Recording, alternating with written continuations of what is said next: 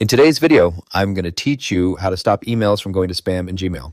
Fix today here. Let's begin. First, go to the Gmail website and make sure you're already logged into your account. Focus on the left sidebar. Click More to expand the folder list. Then select the spam folder. Open a legitimate email that was incorrectly marked as spam. At the top of the email, you'll see a gray banner. Click the Report Not Spam button, and this will immediately move the email back to your inbox and help Gmail learn that messages from the sender are safe. To make sure future emails from the sender never go to spam, click the Settings gear icon in the top right corner and select See All Settings. At the top menu, click the Filters and Blocked Addresses tab, then click Create a new filter. In the filter window, type the sender's email address in the From field, click Create Filter. On the next screen, check the box for Never Send It to Spam.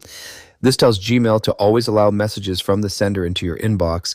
Finally, click the blue Create Filter button to save the rule. From now on, emails from that sender will bypass the spam folder and go directly to your inbox. If you found this useful, subscribe for more clear tutorials, and I'll see you in the next video. Congratulations.